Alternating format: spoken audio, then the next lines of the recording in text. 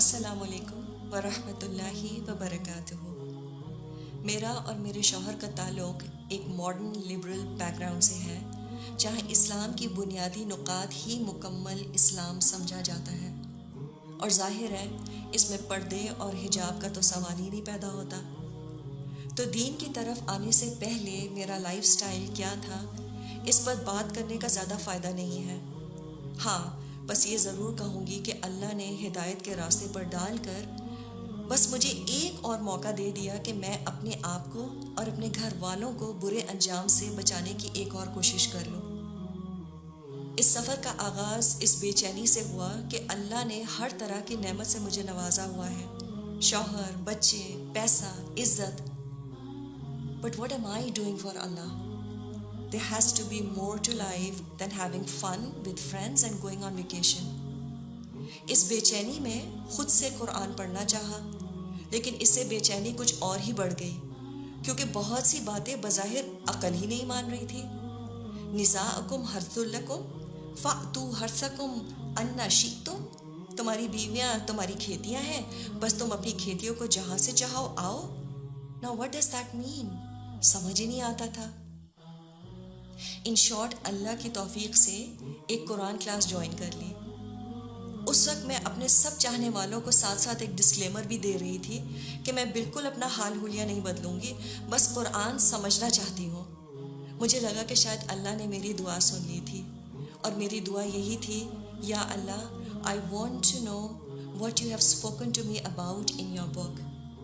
اور اللہ نے مجھے قرآن سے ان 2 سالوں میں ایسے گزارا کہ میری تو زندگی بدل کر رہ گئی۔ I still remember، ہم سورہ بقرہ کی ایک آیت سے گزر رہے تھے، جہاں ابراہیم علیہ السلام نے اللہ سے اپنے آنے والی نسلوں کے لیے ایک دعا کی تھی، ربنا وجعلنا مسلمین لک ومن ذریاتنا امۃ مسلمۃ لک۔ اے ہمارے رب، ہمیں اپنا فرمانبردار بنا دے اور ہماری اولاد میں سے بھی اپنا فرمانبردار بنا۔ I think that was the turning point for me۔ بہت روئی کہ میرے بچوں کا کیا بنے گا، اور خیال آیا کہ اگر بچوں کو آگ سے بچانا ہے then I will have to move faster۔ وہ قرآن جس سے میں پڑھا کرتی تھی، اس پر ابھی بھی میرے آنسوں کے بلاچز موجود ہیں، and nothing is more precious to me than those tears، honestly۔ پھر ایمان کے ساتھ حیا نہ بڑھے، now how is that possible؟ تو اسٹیپ بائی اسٹیپ حال حلیے میں بھی تبدیلی آنے لگی، اور ہوتے ہوتے سر کور کرنا شروع کر دیا، اور یہ میرے لیے سب سے مشکل قدم تھا۔ آئینے کے سامنے سے گزرتی تھی تو یقین نہیں آتا تھا کہ یہ میں ہوں۔ ابھی شاید شروع کے ہی چند پاروں پر تھی کہ میری بے چینی اور بڑھ گئی، and I wanted to go all out۔ I wanted to further cover myself and I decided to wear an abaya۔ اس کے لیے گھر والے بھی کچھ تیار نہ تھے، اور مجھے بھی سمجھ نہیں آ رہی تھی کہ اگر میں نے ابایا پہن لیا تو میں کیسے کوپ اپ کروں گی، کیونکہ میرے ارد گرد کہیں بھی ایسا ماحول نہ تھا جہاں پردے دار عورتوں کا انتظام ہوتا۔ اب یہاں پر پرانے دوست بھی کچھ چھوٹنے لگے، کیونکہ ان سے سمجھ نہیں آتا تھا کہ میں بات کیا کروں۔ مجھ سے کسی نے پوچھا کہ تم خوش ہو؟ And I still remember my reply۔ I said, how can I not be happy؟ I am for the first time in my life in love with Allah subhanahu wa ta'ala۔ اور جس سے محبت ہوتی ہے اس کی خوشی سے بڑی خوشی کیا ہو سکتی ہے؟ میں نے اللہ کی مدد سے ابایا پہننا شروع ہی کیا تھا کہ میری ایک پرانی سہیلی مجھے کافی پر لے گئی اور سمجھایا کہ دیکھو، تم جذباتی ہو رہی ہو، دین پر ضرور آؤ لیکن دھیرے دھیرے۔ میں نے اس سے کہا، what if I die before that؟ I don't have time۔ اور بجائے اس کے کہ میں پردے کی آیات کا انتظار کرتی، میں نے ایک رات رو رو کر گزاری اور اللہ سے دعا کی، یا اللہ، مجھے پتہ ہے یہ کلام برحق ہے اور اس کے سارے احکامات واضح ہیں۔ اس سے پہلے کہ میں کمزور پڑ جاؤں، مجھے توفیق دے کہ میں پورا شرعی پردہ کر لوں۔ صبح اٹھ کر اپنے شوہر سے جب ڈسکس کیا، اور یہ ایڈجسٹمنٹ ان کے لیے بھی بہت مشکل تھی۔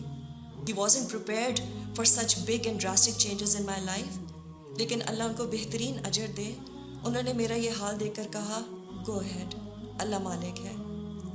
I still remember فیس کور کرنے کے بعد میرے ہسبینڈ مجھے جب پہلی بار ڈرائیو پر لے کے گئے تو میں نے ان سے آئس کریم کھانے کی ریکویسٹ کی، اور وہ بھی کون آئس کریم کھانے کی، کیونکہ میرا ارادہ شرعی پردہ کرنے کا تھا، اور اس میں ایک بڑی رکاوٹ مجھے اپنے نامحرم رشتہ داروں کے سامنے کھانے پینے کی نظر آ رہی تھی۔ Alhamdulillah, if you can manage eating cone ice cream, you can definitely manage other meals with your face covering. I still mess up my scarf sometimes, but then I tell myself it's okay. دین پر چلنے پر تو انبیاء کا بھی مذاق اڑایا گیا، تو چلو اس بہانے یہ سنت بھی پوری ہو گئی، الحمدللہ۔ لیکن میری زندگی کا ایک بہت بڑا قدم یہ تھا کہ میں نے مکس شادیوں پر جانا چھوڑ دیا۔ اس پر بہت سے رشتہ داروں کا دل بھی ٹوٹا۔ یہ قدم میں نے اس لیے اٹھایا کیونکہ یوں لپٹے لپٹائے ایسی محفلوں میں جانا جہاں باقی عورتیں اتنی تیار ہوں، میں تو سمہاؤ سہ لوں گی اللہ کی مدد سے، but why should any woman has to go through this experience, جبکہ اللہ نے ایک عورت میں زینت کرنے کی خواہش ہارڈ وائر کی ہوئی ہے۔ میں نے یہ قدم اس لیے بھی اٹھایا تاکہ میری اگلی نسلوں میں یا کوئی اور مسلمان لڑکی جب پردے کا ارادہ کرے تو اس کے لیے میرے اس فیصلے سے شاید کچھ آسانی ہو جائے، تو شاید اس میں اللہ میرا حصہ بھی قبول کر لے۔ اور واقعی اس کے بعد جو بھی میری زندگی میں لوگوں کے اعتراضات آئے، مجھے اللہ نے ہی سنبھالا۔ لیکن جیسے مریم علیہ السلام کو اللہ نے شدید تکلیف میں کھجور کے تنے کو ہلانے کو کہا تھا، اللہ ہمیں بھی آزماتا ہے۔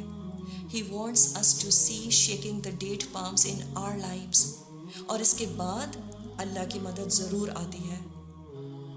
میں یہ تو نہیں کہوں گی کہ اس کے بعد میری زندگی بالکل آسان ہو گئی، پردہ کرنا آسان ہو گیا، لیکن یہ ضرور ہے کہ اس پردے نے مجھے ایک عجیب سی انر سیکیورٹی، ایک اسٹرینتھ دی، اور رات میں میں جب سونے لیٹتی تھی تو سکون سے سوتی تھی، because I felt that all that struggle will be absolutely worth meeting اللہ and seeing his face in the hereafter, انشاء اللہ۔